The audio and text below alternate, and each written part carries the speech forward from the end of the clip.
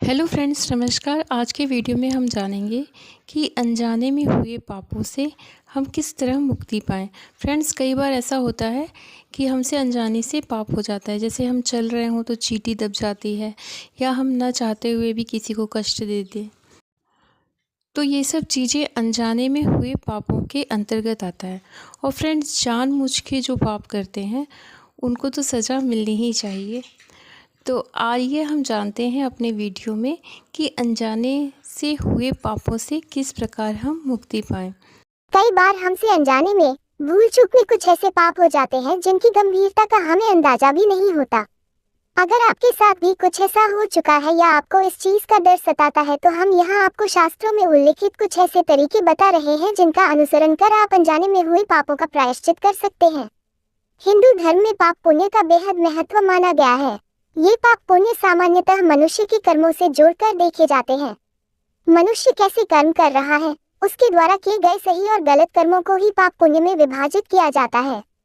हिंदू शास्त्रों में पाप पुण्य से जुड़ी कई मान्यताएं दर्ज हैं।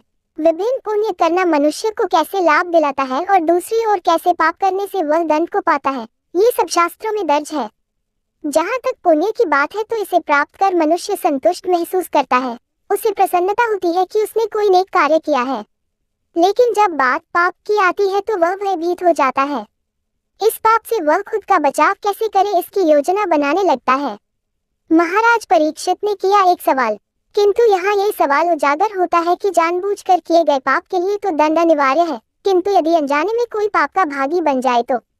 इसी सवाल को वर्षों पहले महाराज परीक्षित ने भी उठाया था, जिसे श्रीमद्भागवत जी के षष्ठम स्कंद में दर्ज किया गया था। आचार्य शुकदेव का जवाब। महाराज परीक्षित ने शुकदेव से यह सवाल किया था कि यदि हम अनजाने में कोई पाप करते हैं तो उसका प्रायश्चित कैसे किया जाए। कई बार हम अनजाने में अपने पैरों तले चींटियों को रौंद देते हैं, श्वास के माध्यम से वायु में मौजूद जीवों को नष्ट करते हैं, लकड़ियों को जलाते समय उस पर मौजूद जीवों का नाश कर देते हैं। तो ऐसे पापों का प्रायश्चित कैसे किया जाए। 5 प्रकार के यज्ञ। महाराज परीक्षित के इस सवाल को बेहद सरलता से जवाब देते हुए आचार्य शुकदेव बोले कि ऐसे पाप से मुक्ति के लिए रोज प्रतिदिन 5 प्रकार के यज्ञ करने चाहिए। जी हाँ, रोजाना 5 प्रकार के ये यज्ञ ही अनजाने में किए गए पापों से छुटकारा दिलाते हैं। लेकिन क्या है ये यज्ञ, जानिए आगे। 5 यज्ञों की व्याख्या करते हुए शुकदेव बोले, राजन, यह ऐसे बड़े यज्ञ नहीं है, वरन कुछ सरल शास्त्रीय उपाय हैं जिन्हें यज्ञ के समान मानते हुए इस प्रकार का नाम दिया गया है। ये 5 यज्ञ मनुष्य को अनजाने में किए गए बुरे कृत्यों के बोझ से राहत दिलाते हैं। पहला यज्ञ। आचार्य शुकदेव के अनुसार यदि अनजाने में हम कोई पाप कर देते हैं तो हमें उसके प्रायश्चित के लिए रोजाना गऊ को एक रोटी दान करनी चाहिए। जब भी घर में रोटी बने तो पहली रोटी गऊ ग्रास के लिए निकाल देना चाहिए। दूसरा यज्ञ है, चींटी को 10 ग्राम आटा रोज वृक्षों की जड़ों के पास डालना चाहिए। तीसरा यज्ञ है, पक्षियों को अन्न रोज डालना चाहिए। चौथा यज्ञ है, आटे की गोली बनाकर रोज जलाशय में मछलियों को डालना चाहिए।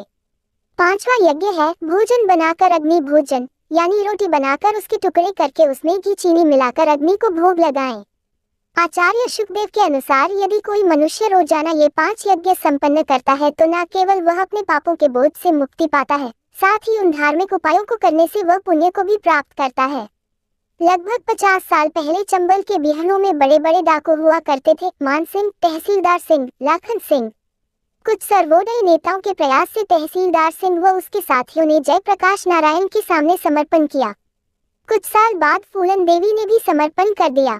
इसका नतीजा ये हुआ कि तहसीलदार सिंह व उसके साथियों के मन में प्रेम व दया जैसे भाव पैदा हुए। बाकी जिंदगी उन्होंने चैन से बिताई। हृदय परिवर्तन के बाद फूलन देवी ने भी सांसद बनकर अपना कुछ जीवन जनहित के कार्यों में लगाया।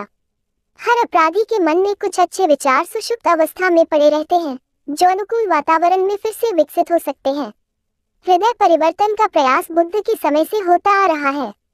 बुद्ध के जमाने में कौशल राज्य में अंगुलिमाल नाम का एक डाकू रहता था, जिसके हाथ हमेशा खून से रंगे रहते थे। वह लोगों की हत्या कर उनकी अंगुली काटकर उसे अपनी माला में पिरो लिया करता था, इसलिए उसका नाम अंगुलिमाल पड़ा था। वह बहुत क्रूर था। जिधर उसका इलाका था, लोग उस तरफ जाने से भी डरते थे। राजा ने उसे पकड़ने के लिए कई बार अपनी सेना भेजी, अनेक प्रयास किए, लेकिन सभी असफल रहे। बुद्ध ने अपनी दिव्य दृष्टि से यह समझा कि अंगुलिमाल के मन भी कहीं दया व करुणा की भावना सोई हुई है, बस उसे जगाने की आवश्यकता है।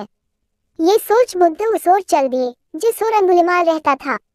लोगों ने बुद्ध को जाने से बहुत मना किया, लेकिन वे नहीं रुके। अंगुलिमाल बुद्ध को अपनी ओर आता देख अपनी तलवार लेकर दौड़ा, लेकिन बुद्ध अपनी स्वाभाविक गति से चलते रहे। उसने जोर से चिल्लाकर कहा, रुको श्रमण। बुद्ध रुक गए। जब अंगुलिमाल निकट आया तो उन्होंने कहा, मैं तो रुक गया, लेकिन तू कब रुकेगा? तू भी पाप कर्म करने से रुक। मैं इसलिए यहाँ आया हूँ कि तू भी सत्य पथ का अनुगामी बन जाए। तेरे अंदर पुण्य मरा नहीं है। यदि तू इसे अवसर देगा तो ये तेरी काया पलट देगा। बुद्ध की यह बात ओजपूर्ण थी। सुनकर अंगुलिमाल के रोंगटे खड़े हो गए। उस पर बुद्ध के वचनों का बहुत ही अच्छा प्रभाव पड़ा। वह शीतल था, भय, घृणा और प्रतिशोध की भावना से मुक्त था। पहली बार किसी ने उससे इतने मृदु भाव से बात की थी। अंगुलिमाल ने कहा, आखिर मुनि ने मुझे जीत ही लिया। आपकी दिव्य वाणी मुझे हमेशा के लिए पाप विरत होने को कह रही है। मैं इस अनुशासन को स्वीकार करने को तैयार हूँ। उसने अंगुलियों की माला उतार कर दूर फेंक दी और बुद्ध के चरणों में गिर पड़ा। वह उसी समय भिक्षु हो गया और कुछ समय के बाद उसे अरहत पद भी प्राप्त हो गया। राजगृह के दक्षिण में एक पर्वत था।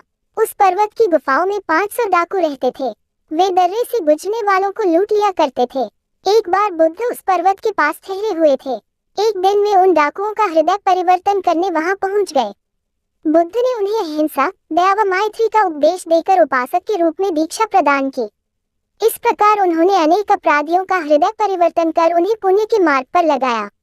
बुद्ध ने पापियों के प्रति घृणा करने के लिए कभी नहीं कहा, वे हमेशा पाप से घृणा करने के लिए कहते थे। बुद्ध इस बात को भली प्रकार जानते थे कि किसी भी मनुष्य का मन पूरी तरह से बुरा नहीं होता। मनुष्य के चेतन मन में शुभ व पुण्य छिपे रहते हैं, उन्हें प्रेरित करके जगाया जा सकता है।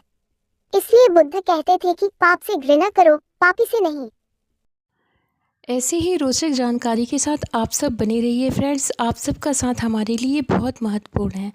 और महाभारत की कथाएं सुनना अच्छा लगता हो, या रामायण की कथाएं सुनना अच्छा लगता हो, या भगवान जी की कहानियाँ सुनना अच्छा लगता हो, या वेदों शास्त्रों की जानकारी प्राप्त करना अच्छा लगता हो, या पूजा पाठ से रिलेटिव कोई भी जानकारी चाहिए, या तीर्थ के बारे में कुछ भी जानना है, please like comment subscribe share it. Thank you friends. हम फिर मिलेंगे अगले वीडियो में। तब तक के लिए नमस्कार।